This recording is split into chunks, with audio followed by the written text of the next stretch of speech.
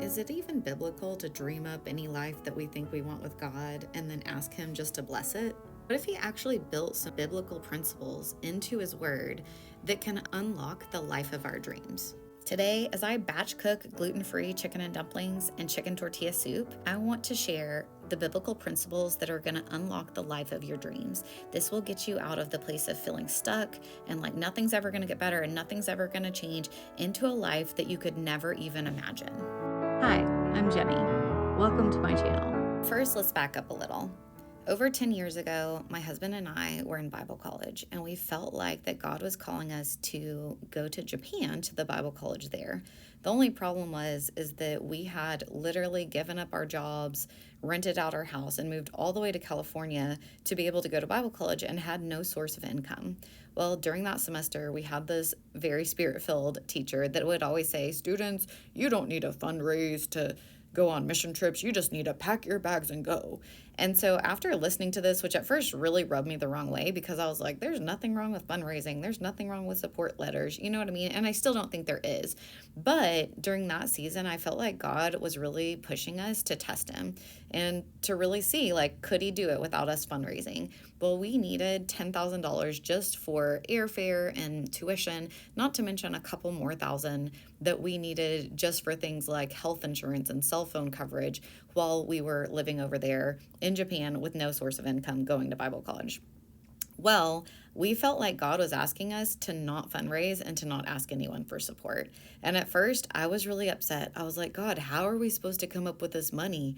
We don't even have enough money to be able to pull our RV back to Texas. That's going to take like $500, less yet be able to go to Japan.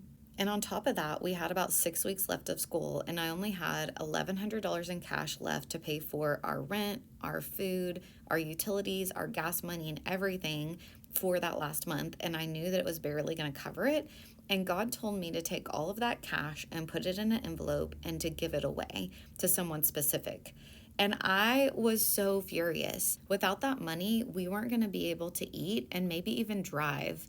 And I had no idea where the money was going to come from. But I went ahead and obeyed. And honestly, I cried out of frustration and fear. I didn't know what was going to happen next. The next day, I was walking down to the laundromat at our RV park to put in some clothes, and the little lady that was running it yelled at me. Her name was Miss Judy, and she was like, hey, Jenny, after you put those clothes in, why don't you swing by my camper? So I swung by her camper whenever I was done, and she hands me a card, and she said, God told me to give this to you. And so I opened it up, and there was $500. And what she said was, I quote, God told me you needed this to get back to Texas.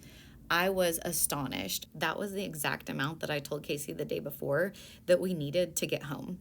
We were so excited. As soon as we got to school, we called one of the other couples, the only other married couple at the school, and we were like, guys, y'all aren't going to believe what happened. This is what I said, and then this is what happened, and then they gave us $500. Well, they looked at us kind of weird, and then they like nodded, and then they handed us a card with our names on it. And we open the envelope, and inside is a card, and there's $500. And God told them also to support us and to give us $500. I was floored, but you're not going to believe what happened next. Well, there's a precious older man that lived at the trailer park with us who was the oldest man in Bible college, the same one we were going to. And he told us, hey guys, I want to talk to you tonight in my camper. So that night when we were off school, we went to his camper, and he told us that God placed on his heart to give us $5,000 from his retirement and to help pull our RV back to Texas for us so that it would save us a lot of money. I was floored, but that wasn't even all. Y'all aren't going to believe this, but that night was the Christmas/Thanksgiving party at the trailer park. And we went to the party, and when we were at the party, the couple that owned the trailer park asked if they could help support us. And we were kind of astonished, and we said, well, of course, and they handed us a $1,000 check. And then we just won a $50 door prize. So here we are. And in less than 24 hours, we've been given $7,050. You could have knocked me over with a feather. I remember telling Casey on our way home from the party, if we got any more money that day, I don't know what I would do.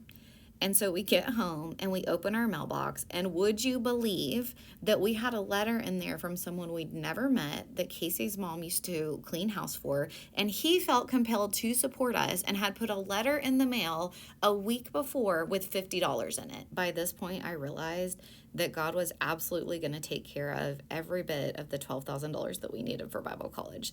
So to make a long story short, Lee pulls us back to Texas. I go to work for like a month doing clients that I hadn't seen since I'd started Bible college to earn some money. But one of those clients ended up bringing in a check when she got her hair done. And the check was for $2,000. She said that God told her to give it to us. And then I had one more client that I didn't even do her hair while I was on break. And she said, hey, I have something for you. So if you could let me swing by your house. Well, she comes by the house and she's written us a check for $1,000.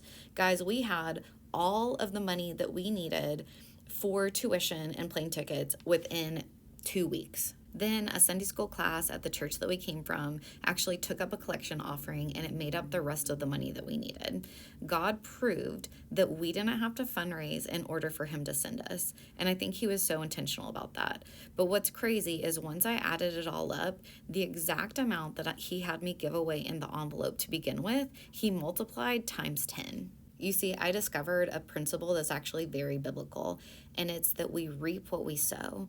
And so I sowed all the rest of the money that we had, and he multiplied it times 10. So one of the best biblical principles that we still live by today is that we reap what we sow. And so we're generous, we tithe, we give to God, because we absolutely believe that if we give to God, that he takes care of us, that he protects us in financial ways that we might not even be aware of, that he increases us. And this isn't like the prosperity gospel or anything, but it really is a biblical principle that God will multiply what we have, that we steward wisely.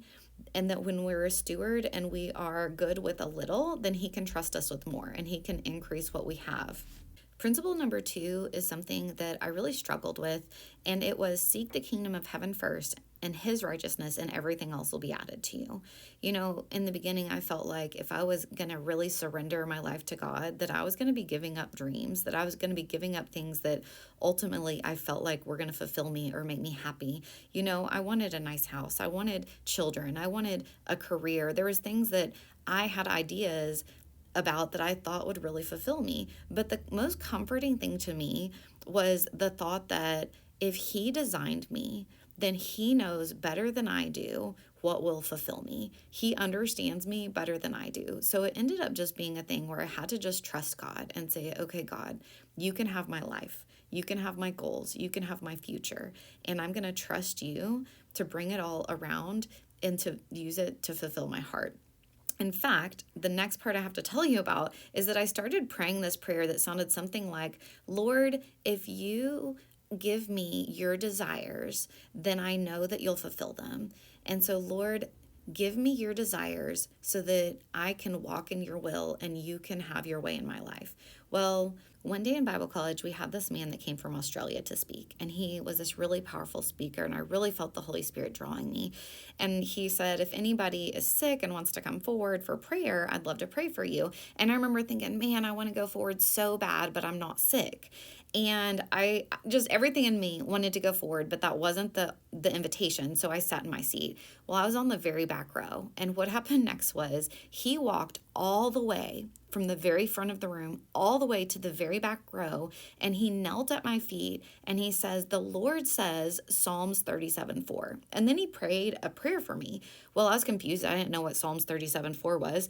So after he left, I open up my Bible and I read it. And it says, delight yourself in the Lord, and he will give you the desires of your heart. I had no idea that I'd been praying a biblical principle. And God knew what I was praying. And he told this man to come forward and to say this to me. That made God so real in my life. And I realized how amazing he is and how much he really does know and hear our hearts. And so as we seek the kingdom of heaven first and his righteousness, everything that we desire really will be added to us because our desires will match his desires. The third principle I want to talk about is taking risk. You know, there was only one disciple that walked on water, and there was only one that got out of the boat, and it was Peter. And All the other ones could have been water walkers too, but they all stayed in the boat. And you know what? They didn't see that miracle in their lives. I'm a firm believer that for us to really see amazing miracles in our lives, that we have to take risks. You know, it's a risk to give away all the money that we have and not know where the rest of our money was going to come from. But it was in that miracle that I think planted the seed that God could grow the crop of harvest out of. And so, what is God asking you to take a risk on in your life? Is He asking you to build a new job, to make a transition, to jump out of the boat, to accept a calling?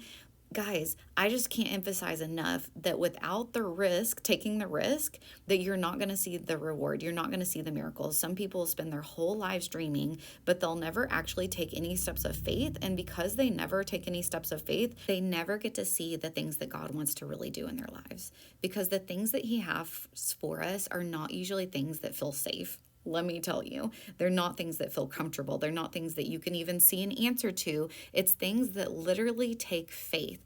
But what I found over and over again, even whenever I've been afraid and I've cried and I've complained, God was still so gentle and kind. And He still He wasn't annoyed with me for having real emotions. In fact, I think He kind of liked that I was honest with Him and that He could minister to those places in my heart and bring me into breakthrough. Before I put it all together for you, I want to tell you the last principle, which is that you can't do this without taking steps. Like, it takes a step of faith. And there's also like a way to get from point A to point Z, where you go through B, C, D, E, F, G sort of thing. And so this isn't all or nothing. You just have to look at your life and you have to say, what is the next step that I should take? Should I put my house on the market? Should I start looking for another job? Should I? And even before that, clarify with God what your desires are. Make a list. Pray about it. Seek Him. And so you're not just jumping in, although sometimes you might. You're really working your way towards goals. So if you really want to change your life into the life of your dreams, then you have to get out of these cycles that you're stuck in. And the way to do that is to, number one, to seek the kingdom of heaven first, to surrender your life to Him, surrender your goals to Him, pray and say, Lord, let your desires be my desires so that you can fulfill them in my life. And then once you've decided to surrender and to seek His kingdom and that you're going to work for Him, I guarantee that He's going to do so much more in your life than you ever could have accomplished on your own. You'll be way more fulfilled, way more grateful, and you'll be filled with the peace, love, and joy that you've always longed for. And as you seek His kingdom first, take risks, jump in, make an action plan, take steps towards God and towards that plan. You will never regret going all in with God and with His kingdom. And then give generously. Do for Him. You're going to reap whatever you sow. And so sow generously and you will reap generously. So dream big, live by these principles, and build your dream life with God. I've linked the recipes to these chicken and dumplings and soups below. Want more honest Christianity? Consider getting a membership to my channel. Until next time, have a beautiful life inside and out.